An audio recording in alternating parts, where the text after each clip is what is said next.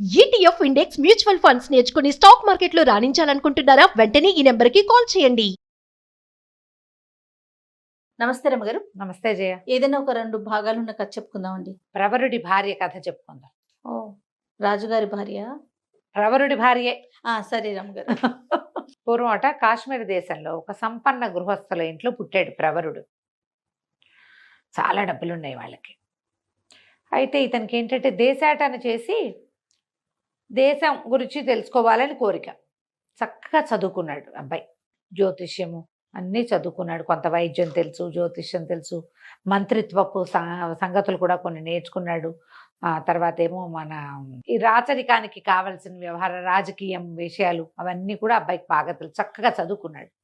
చదువు అయిపోయిన తర్వాత ఇంకా వివాహము, వ్యాపారము, సెటిల్మెంటు అవి ఆలోచించకుండా కొంతకాలం దేశాటన చేయాలని బాగా ధనము తీసుకుని చక్కగా మంచి గుర్రాన్ని వేసుకుని ఎన్నో ఊళ్ళు తిరిగాడు. తిరగ్గా ఏమైంది, ఒక నగరానికి సమీపంలో ఉండగా దొంగలు దాడి చేశారు ప్రవరుడి మీద. పెద్ద యుద్ధ విద్యలు వచ్చిన వాడు కాదు, ఏదో పుస్తకాలు చదువువాడు. వాళ్ళు ఇతన్ని కొట్టి తన బట్టల దగ్గర నుంచి అన్నీ తీసేసుకుని ఇతని బట్టలన్నీ వచ్చిన వాళ్ళంతా వేసేసుకుని వాళ్ళ చింకి బట్టలు అక్కడ విప్పి పారేశారు. ఇతను ఒంటి మీద బట్టలు కూడా లేవు, అవి కూడా లాగేసుకున్నారు. మంచి మంచి బట్టలు వేసుకున్నాడని. గుర్రం పట్టుకుపోయారు. డబ్బులు గిబ్బులు ఇతను తెచ్చుకున్నవన్నీ మొత్తం పోయినాయి. ఈ దిశమూలతో మిగిలాడు. లోపల భాగాల్లో ఉండే బట్టలే తప్పిస్తే ఇంకేం లేదు. దిశమూల అనకూడదు, ఏదో చిన్న అంగాస్త్రంతో మిగిలి ఏం చేస్తాడు, ఆ దొంగలు విడిచిన కుళ్ళుగుడ్డలే ఏవో ఒకటి కట్టుకుని ఇక నడవటం మొదలుపెట్టాడు. అంతకుముందు డబ్బులు ఉండటంతో ఆహారానికి ఎక్కడా లోటు లేదు. సరే ఇక నడిచి ఎట్లాగోట్లా 2 రోజులకి ఒక నగరం చేరాడు. చేరితే ఏదైనా సత్రాలు అవి ఉన్నాయో లేదో తెలీదు. జనాలు ఎవరికైనా నా పరిస్థితి ఇది, దొంగలు నా మీద పడ్డారు, ఇలా దోచేసుకున్నారని చెప్పడానికి సిగ్గుపడ్డాడు. పెద్దింటివాడు కదా. అలాగే ఆలోచించుకుంటూ మెల్లిగా ఆట నడిచి ఒక గుర్రపు శాల వాకిట్లో అరుగు మీద కూర్చున్నాడు. ఆహారం తీసుకుని 2 రోజులైంది.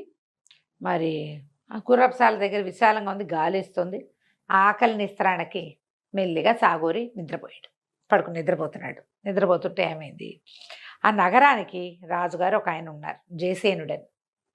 ఆయనకు ఒక కూతురు ఉంది, కాంచనవల్లి. పిల్ల చాలా అందగత్తే, పిల్ల చక్కగా చదువుకుంది.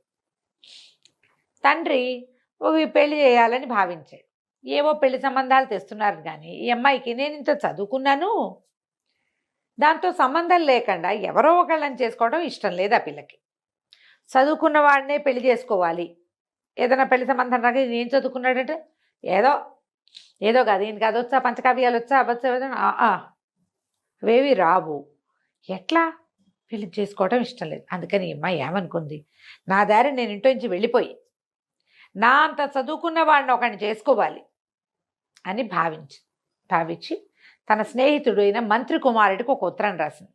నేను ఇంట్లో నుంచి దేశాటనకి వెళ్ళిపోవాలనుకుంటున్నాను, మరి నువ్వు గుర్రపుశాల దగ్గరకు వచ్చి ఉండు, 2 గుర్రాల మీద వెళ్ళిపోదాం. నువ్వు వెళ్ళేటప్పుడు నేను నీకు విషయం చెప్తా. నా కోసం అర్ధరాత్రి 12 గంటలకి గుర్రపుశాల దగ్గర వేచి ఉండు. ఈ మంత్రి కుమారుడు ఈ అమ్మాయి వయసువాడే, సహాధ్యాయి. వీళ్ళిద్దరూ గురుకులంలో చదువుకున్నారు. ఫ్రెండ్షిప్పే, ఇంకేం వేరే వ్యవహారం లేదు. తనకు తోడు ఉండటం కోసం ఆ అబ్బాయిని పిలిచి సరే ఉత్తరం రాసేసింది. వాడికి ఉత్తరం చేరింది. అతను కూడా వద్దామనుకున్నాడు. కానీ ఏమైందట, ఆ రోజు అంతఃపురంలో అత్యద్భుతమైన ఒక నాట్య ప్రదర్శన ఏర్పాటు చేశారు. ఆవిడ ఎక్కడో మహానుభావురాలు, నాట్యమయూర్ అని పేరున్న ఆవిడ. చాలా గొప్ప నృత్య ప్రదర్శన. మంత్రి గారు వెళ్తూ తప్పనిసరిగా కొడుకుని ఇడుచుకుపోయాడు దానికి. అబ్బాయి వద్దామనుకున్నా రాలేని స్థితి. అయితే ఈ నాట్య ప్రదర్శన ఉండటం వల్ల జనమంతా అక్కడ ఎంగేజ్ అయి ఉన్నారు కాబట్టి రాజకుమార్తె అయిన కాంచనవల్లి పారిపోవడానికి దొరికింది టైము. ఏం చేసింది, కాసేపు కూర్చుని తర్వాత తలకాయ నొప్పిగా ఉంది, కాలు నొప్పిగా ఉంది, కాలు తిమ్మిరెక్కింది, కాళ్ళు కడుక్కోవాలి, ఇలాంటివి ఏవో మాటలు చెప్పి అక్కడి నుంచి వచ్చేసి కొద్దిగా బంగారు నాణ్యాలు తీసుకుంది. ఎక్కువ నగ నాణ్యం ఏం లేదు, కొంచెం మామూలుగా ముసుగు లాంటిది ఏదో వేసేసుకుని గుర్రపు శాల దగ్గరికి వెళ్ళిపోయింది. శాల దగ్గర ఎవరుండాలి, మంత్రి కుమారుడు ఉండాలి. అరుగు మీద పడుకుని నిద్రపోతున్న పొడుగాటి శరీరం ఉన్నవాడిని చూసి వాడే మంత్రి కుమారుడని భావించి తబ తట్టలిపి లే తొందరగా శాలలోకి వెళ్ళి 2 గుర్రాలు తీసుకురా, పారిపోదాం అని. అర్థం కాల ప్రవరుడికి. నిద్రలో లేచాడు. ఎవరో అమ్మాయి, దగదగలాడుతున్నాయి నగలు, బాగా చక్కగా పొడుగ్గా బాగానే కనపడుతోంది. గుర్రాలతే అంటోంది. నిశ్శబ్దంగా లేచెళ్ళి గుర్రపుశాల నుంచి 2 గుర్రాలు తెచ్చాడు. గుర్రం ఎక్కేశాడు. ఆ అమ్మాయి గుర్రం ఎక్కింది. ఇద్దరు స్వారీ చేసుకుంటూ వెళ్ళిపోయారు. బాగుంది. తెల్లవారేదాకా ప్రయాణం చేశారు. ఎటో బాగా తెల్లారిన తర్వాత ఆ అమ్మాయి తెల్లవారితో పాటు ఈ అమ్మాయి కూడా తెల్లబోయింది. వీడెవడో మంత్రి కుమారుడు కాదు, కుళ్ళుగుడ్డలు వీడు, గడ్డం పెరిగి దీనావస్థలో ఉన్నట్టున్నాడు. అర్రే వీడితో వచ్చానే, ఇప్పుడు నేనేం చెప్పి వెనక్కి వెళ్ళను? ఏడుపు వచ్చేసింది. వాడేమైపోయాడు? మంత్రి కుమారుడు మన ఫ్రెండు, వాడేం రాలే అసలు. ఇక ఏం చేయాలో తెలియలే. కళ్ళ నీళ్ళు తుడుచుకుంటూ కూర్చుంది. ఇతనికి పిల్ల అందంగా ఉంది తెలిసింది. సరే ఏం చేశాడు? చెట్టు కింద ఆపుకున్నారు. కాసేపు అట్లాగే సోకించింది. ఇంకేం చేయాలో తెలియక ఇతను ఆ చెట్టు ఎక్కి 2 పళ్ళు దోముకునేందుకు 2 పుల్లలు విరిచి ఓ పుల్ల తెచ్చి ఈ అమ్మాయి ముందు పడేశాడు. పళ్ళు దోముకుంది. అక్కడ ఏదో చిన్న నది లాంటిది. మొహం కడుక్కున్నారు. మొహాలు కడుక్కుని 2 అడుగులు ముందుకెళ్ళారు. అక్కడి నుంచి మరి బయలుదేరి వెళ్ళాలి. ఆ నది బల్లకట్టు దాటడానికి ఒక అవకాశం ఉన్న ప్రాంతానికి చేరారు. చేరితే ఏమైంది? బల్లకట్టు మీద ప్రయాణం చేయాలి. ఇంతలో ఆ బల్లకట్టు దగ్గర ఒక ముసలావిడ, బల్లకట్టు నడుపుతాడు కదా, పంటో ఏదో అంటారు, పంటు దాని పేరు. ఈ ఒక ప్రవాహానికి ఇటు నుంచి అటు మార్చేదమా వెళ్తుందనమాట. దాంట్లో మన వాహనాలు కూడా ఎక్కించవచ్చు. ఈ గోదావరి జిల్లాలో ఉండే వాళ్ళకి ఈ పంట సంగతి తెలుస్తుంది. అదేమిటో పంటు అంటారు, అదేమిటో FOPO నాకు తెలీదు. ఓకే. మనం కొన్ని సినిమాల్లో కూడా మనకి దాటని బల్లకట్టు అంటే అదే. అక్కడి నుంచి ఒక ముసలావిడ బతిమలాడుతుంది. బాబు బాబు డబ్బులు లేవునైనా అవతల దారి చేయొచ్చు, బేద్దాన్ని, ఎప్పుడో ఖాళీ ఉన్నప్పుడు ఇటు వచ్చాను, ఇంకా నాకు ఇక్కడ పని దొరకట్లేదని బతిమలాడుతుంటే వాడు ఒప్పుకోవట్లే. నేను అట్నుంచి ఇటు నుంచి మారుస్తానా, రూపాయి లేకుండా నేను ఎట్లా చేస్తాను, నేను అట్లా చేయను అన్నాడు. ఇప్పుడు డబ్బులు కావాలి అని అర్థమైంది ఈ కుర్రాడికి, ప్రవరుడికి. ఆ అమ్మాయికి వీడి దగ్గర ఏం డబ్బులు ఉన్నాయి, వీడితో అంతా దొంగలెత్తిపోయారు కదా. చూసేసరికి ఆవిడేం చేసింది? ఇంకేం చేస్తుంది, వీడితో వచ్చాం వీడితోటే ఉండాలిగా. ఆ కొంగు చివరి మూట కట్టుకొచ్చింది దీన్ని నాణేలు. ఓ నాణ్యం తీసి అక్కడ పెట్టింది. ఇతను ఏమన్నాడు ఆ ప్రవరుడు ఆ బల్లకట్టు వాడితోటి, బాబు మమ్మల్ని పడవ దాటిచ్చు, నది దాటిచ్చు, మాతో పాటు ఈ ముసలమ్మని కూడా రాని, మా డబ్బులకి ఒక నాణ్యం అక్కర్లా దానికి, అందులో పావు వంతే సరిపోతుంది. కానీ ముసలావిని కూడా, మరి వీళ్ళ దగ్గర చిన్న నాణ్యాలు లేవు, వాడేమి చిల్లర ఇవ్వాల, ఈవిని కూడా ఎక్కించుకో, మా గుర్రాలను కూడా ఎక్కించుకుంటామని చెప్పాడు. చెప్తే సరేనన్నాడు. ముసలావిడ కూడా వచ్చింది. ఆవిడ ఏమనుకుంది, చక్కగా ఉన్నాడు కుర్రాడు, మాటలు మార్చిపోయింది, పిల్ల అందంగా ఉంది, భార్యాభర్తలు అయి ఉంటారు అని భావించింది. యువతలకు వచ్చాక ఏమంది, అది హేలాపురం అని ఒక నగరం. ముసలావిడ చెప్పింది, బాబు నన్ను మీతో పాటు తీసుకెళ్ళండి, ఏదో వండి పెట్టి మీ వెనకాల ఉంటాను, పని చేసి పెడతాను నాయన, ఎటాగూ నా పొట్టు ఇట్లాగే పోసుకోవాలంటే, అట్లాగే అవ్వా కాలో గంజో కలిసే తాగుదాందా మాతోటి అని చెప్పి. ఇప్పుడు రాజకుమార్తెకి అట్లా ఎవరితోటైనా సాయిలాపాయిలాగా మాట్లాడడం రాదు, ప్రవరుడికి వచ్చు. ఎందుకంటే ఇతను ఆల్రెడీ కొన్ని నెలలుగా ప్రయాణాల్లో ఉన్నాడు, బయట తిరుగుతున్నాడు కదా, మంచిగా మాట్లాడాలి పెద్దవాళ్ళతోటి. ఇక ఆ ముసలమ్మని వెంట పెట్టుకుని ఆ నది దీని నుంచి హేలాపురంలోకి ప్రవేశించారు. 2-3 కలిసి వెళ్ళి లోపలికి వెళ్ళారు. ఓ సత్రం ఏదో దొరికింది. ఆ సత్రంలో శుభ్రంగా భోజనాలు చేసి పడుకున్నారు. పడుకుని మెల్లిగా ప్రయాణం చేసి నగరంలోకి వెళ్ళారు. నగరంలోకి వెళ్ళాక ఇతను ఏం చేశాడు, మీరు ఇక్కడే ఉండండి అని ఊళ్ళోకి వెళ్ళి అక్కడ కూడా ఒక సత్రం ఏదో చూశారు, అక్కడ ఉన్నారు గుర్రాలు వేసుకుని. ఇతను మర్నాడు పొద్దునే లేచి కాస్త స్నానం చేసి ఆ ఒంటి మీద ఉన్న గుడ్డల్ని కాస్త ఏదో సరి చేసుకుని వ్యాపారస్తులు ఉండే కూడాళ్ళ దగ్గరికి వెళ్ళి ఒక కొట్లోకి వెళ్ళి, అయ్యా నాకు కొంచెం జ్యోతిషం తెలుసండి, దినఫలాలు అవి చెప్పగలను, దాన్ని బట్టి మీ వ్యాపారం వృద్ధి చేసుకోవచ్చు, ఆసక్తి ఉన్న వాళ్ళు మీ నక్షత్రాలు, మీ జ్యోతిషం, మీ జాతక చక్రాలు ఇవ్వండి అన్నాడు. అందరికీ ఉండదు కానీ కొంతమందికి ఇంట్రెస్ట్ ఉంటుంది. ఒక 4-5 ఇవి ఇచ్చారు.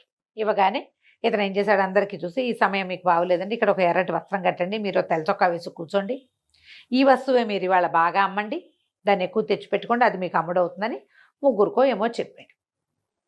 వాళ్ళు 3 వస్తువులు అవన్నీ తెచ్చిపెట్టుకుని, బాబు కొన్ని సామాన్లు తీసుకెళ్ళండి, పప్పు ఉప్పు ఆ రోజుకి సరిపడా వంట సామాన్లు ఇచ్చేశారు. ఇతను ఏం చేశాడు, సత్రానికి వచ్చి ఆ అవ్వతోటి, ఇదిగో సామాన్లు తెచ్చానవ్వ, వంట చేసేసి అంటే వంట చేసేసారు. రాజకుమార్తె నిశ్శబ్దంగా తినేసింది. ఇతను ఆ అమ్మాయి వైపు చూడలేదు, ఆ అమ్మాయితో మాట్లాడలేదు. మధ్యలో ఈ అవ్వ ఉంది తడిక. ఎవరైనా సరే అవ్వకే చెప్తారు, వీళ్ళిద్దరూ ఏదో మాట్లాడుకోరు, అలకగా ఉంటారు, కానీ భార్యాభర్తలేనని నమ్మింది ఆవిడే.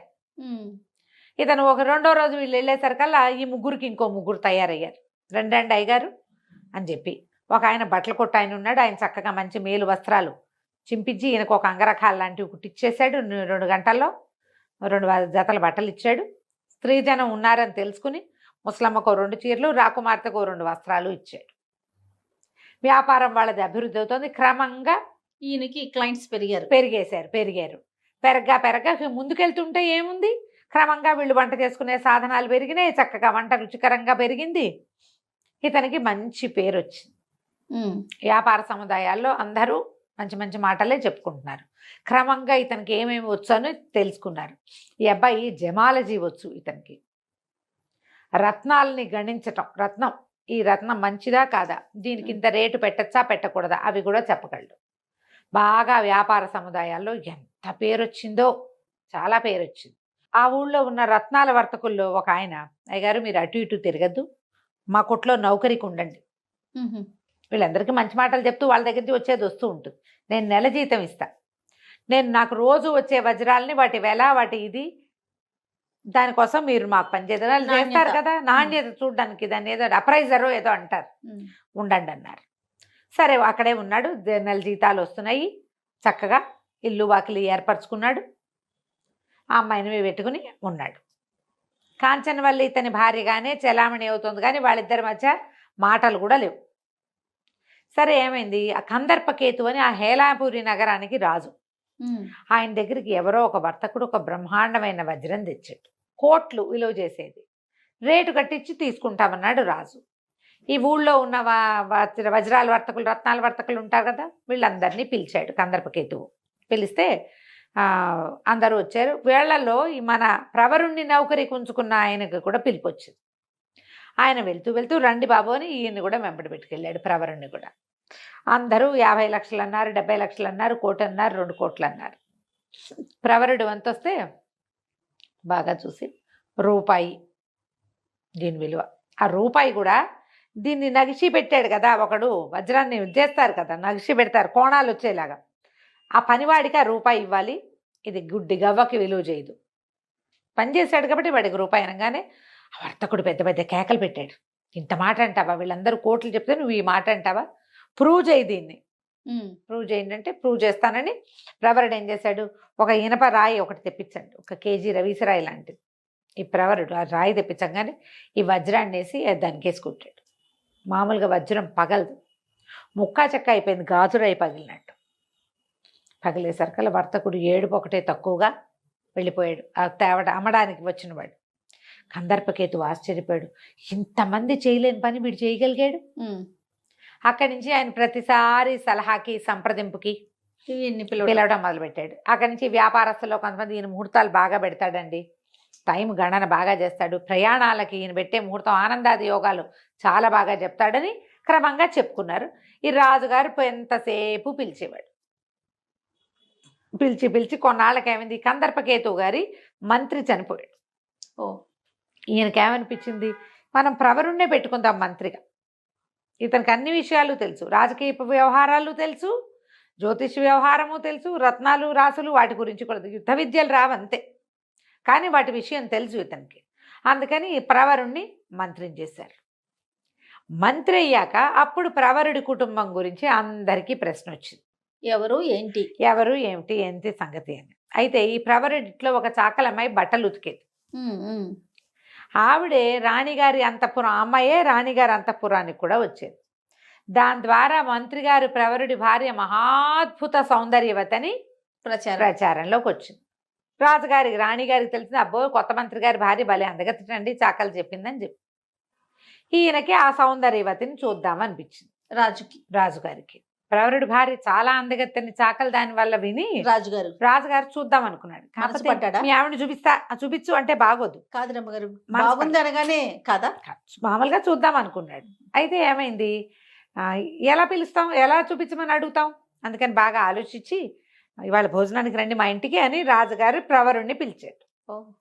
ప్రవరుణ్ణి తనతో పాటు సహపంక్తి భోజనాన్ని కూర్చోబెట్టుకుని రాణిగారితో వడ్డం చేయించాడు.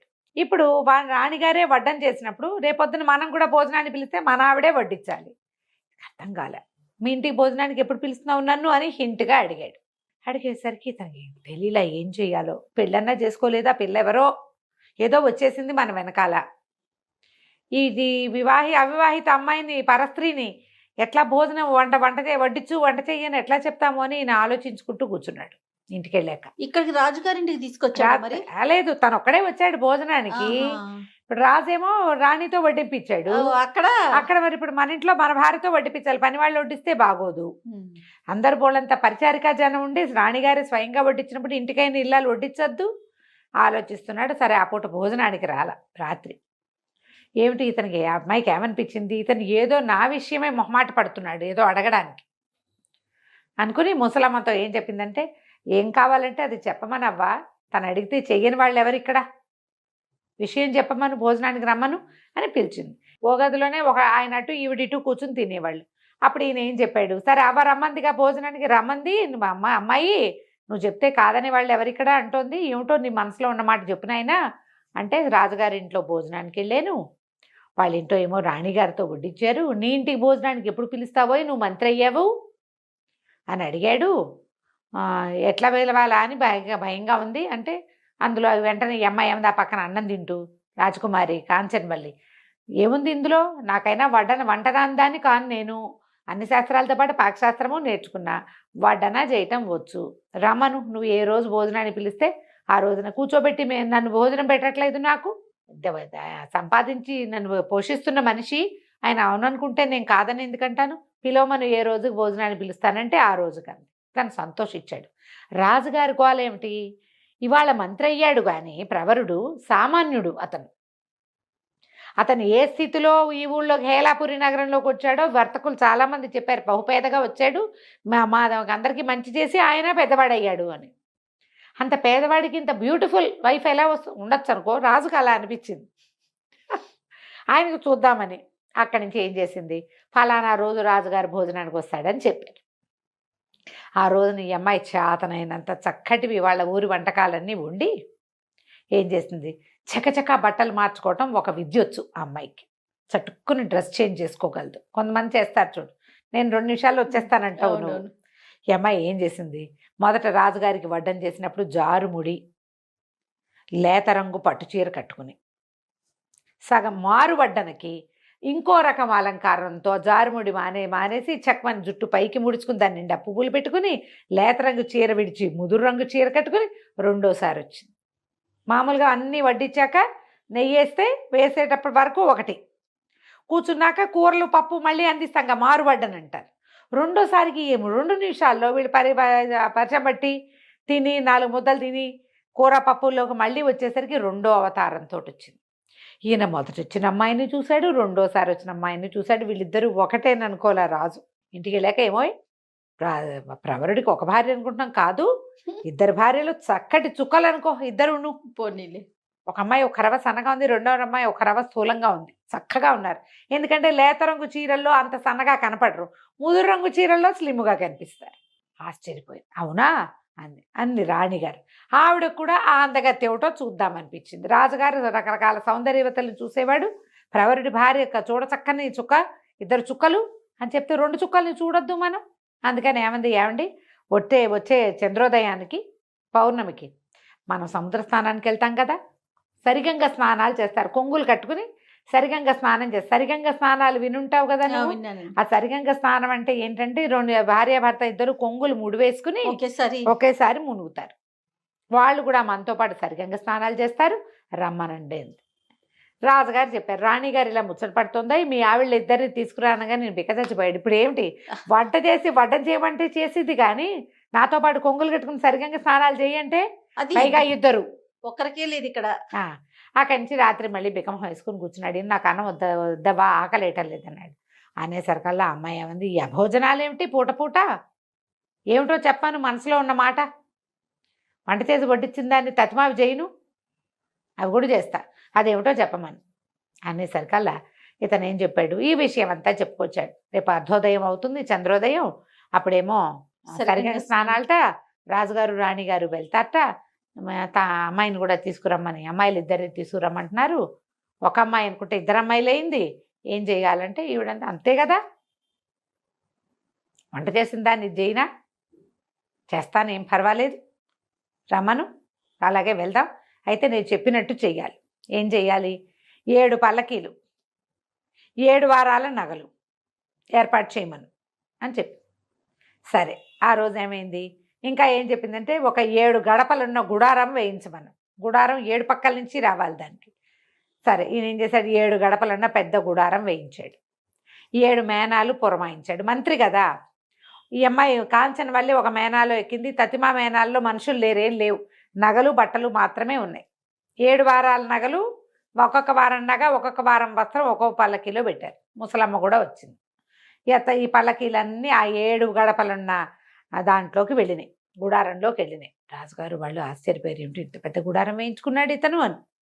అక్కడి నుంచి అమ్మాయి ఏం చేసింది, ఒక్కొక్క రకం వస్త్రము ధరించి, ఒక్కో రంగు ఒక్కో రకం నగలు ధరించి ప్రతిసారి ప్రవరుడితో కొంగులు కట్టుకుని సముద్రంలో మునిగింది. 7 భార్యలు ప్రవరుడికి అనుకున్నారు వాళ్ళు. రామ. ఆ వచ్చిన అమ్మాయి బుద్ధికి మొహంలో మొహం పెట్టి చూడడం క్యాజువల్గా వచ్చింది. రంగులు వేరు, నగలు వేరు. రాణిగారికి అర్థం కాల. చంద్రోదయం అంటే చీకటి పడ్డాక కదా. కానీ 7 అమ్మాయిలు, 7 భార్యలు. ఓహో అనుకుంది ఆవిడ, అదృష్టవంతుడు, 7 భార్యలతో కాపురమా, ఆహాహా అనుకున్నారు. సరిగా స్నానాలు అయిపోయినాయి, ఇంటికి వచ్చేసారు. రాణిగారు ఏం చేసింది, 7 వస్త్రాలు, నగలు పంపించింది. 7 యువరాణులకి, 7 మంత్రి గారి భార్యలకి బహుమానాలు పంపింది. పని వాళ్ళంతా పుచ్చుకొచ్చారు, దాసీలు పుచ్చుకొస్తే ఈ అమ్మాయి ఏం చేసింది, అవ్వకి చెప్పింది, ఒక ఐడియా చెప్పింది. అవ్వ వచ్చి వీళ్ళకి చెప్పింది, అమ్మ వాళ్ళు 7 కాదు 8 మంది, శ్రీకృష్ణుడు అష్టభార్యలాగా ఒకళ్ళ చోట ఒకళ్ళు ఉన్న చోటకి ఒకళ్ళు రారు, ఒకళ్ళతో ఒకళ్ళు మాట్లాడుకోరు. 8 మంది భార్యలమ్మ ప్రవరుడికి. శ్రీకృష్ణులాగా అష్టభార్యలు ఉన్నారంటే దాసీలు పరిగెత్తుకుంటూ పోయి ఇంకో భార్య ఉందిటండి, ఆవిడ కూడా ఒక బహుమతి ఇవ్వండి అని మొత్తం బహుమతులు పుచ్చుకొచ్చారు. ఈ అమ్మాయి 8 సార్లు 8 రకాల బట్టలు కట్టుకుని, 8 రకాల తల మేకప్ చేసుకుని, 8 రకాల కంఠాలతో మాట్లాడి 8 బహుమతులు పుచ్చుకుంది. ఓ, రాణిగారు ఎంత ఆశ్చర్యపోయిందో, ఇంతంత అందగత్తెలటా దొరికారు ఇతనికి. చాలా ఆశ్చర్యపోయింది. ఈయన ప్రభ మామూలుగా లేదు రాజ్యంలో. ఆనాటి రాత్రి ప్రవరుడు భోజనం చేస్తుంటే ఆ అమ్మాయి భోజనం చేయకుండా ఏం చేస్తుంది, రోజు వడ్డించేదానికంటే ఎక్కువ వడ్డింపిస్తే అమ్మ అవ్వ ఇంతంత పెట్టేస్తున్నావేమిటి అంటే పక్కన కూర్చునేమందంటే, ఆయన మిగిలిస్తే తినేందుకు ఉన్నారులే అని చెప్పవ్వా. మగవాళ్ళు మిగిలిస్తే తినేవాళ్ళు ఎవరు, భార్యలే అనేసరికి తనకు ఆశ్చర్యం వేసింది. కంచంలో అన్ని వస్తువులు వదిలిపెట్టాడు, అన్నీ తిన్నాడు. సగం తను తినగలిగినంత మిగిలింది వదిలిపెట్టాడు. ఆ అమ్మాయి భోజనం చేశాక తమలపాకులు పుచ్చుకొచ్చింది. ఈ తమలపాకులు ఎవరిస్తారంటే భార్యలే ఇచ్చేవాళ్ళు ఆ కాలంలో. మామూలుగా రాజకుమారులకి వాళ్ళకి తాంబూల కరండ వాహిని అని ఈ తాంబూలం పుచ్చుకు తిరిగేందుకు ఒక దాసీలు కూడా ఉండేవాళ్ళు. మనం అప్పుడెప్పుడో కాశీ మజిలీలో చంద్రాపేట చరిత్ర చెప్పాం కదా, అందులో కనపడుతుంది. అయితే ఈ తాంబూల కరండం ఎవరిచ్చినా కూడా వివాహం అయిన తర్వాత భార్యలు తాంబూలం ఇవ్వటం అనేది ఒక ప్రత్యేకమైన ఆచారం. మన ముందు తరాల్లో కూడా ప్రత్యేకంగా కొన్ని కమ్యూనిటీస్లో అయితే తాంబూలం వేసుకుని తీరాలి. గృహస్థు తాంబూలం వేసుకోవాలి, ముత్తైదువు తాంబూలం వేసుకుని తీరాలి. వీళ్ళకి ఆరోగ్యాలు పాడవుతాయనో ఏదో అనుకుంటా జయ, అది అలవాటు చేసేవాళ్ళు. ఎందుకంటే ఈ ప్రవాళ భస్మము, ముక్తాభస్మము వేసుకునేవాళ్ళు. కాల్షియం అవి డెవలప్ అవుతాయి. తాంబూలం వేసుకోవటం ఒక విలాసమైనప్పటికీ వివాహానంతరం గృహస్థు తాంబూలం వేసుకోవాలి, ముత్తైదు తాంబూలం వేసుకోవాలి అనేది నియమం.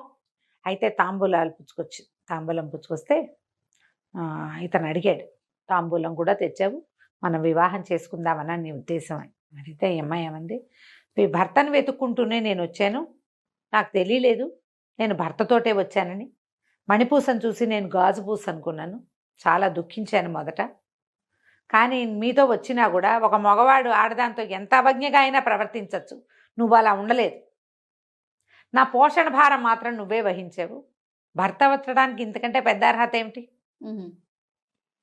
నేను ఆ నగరానికి రాజకుమార్తెనైనప్పటికీ భర్తను అనుసరించి ఉండాలనుకున్నా.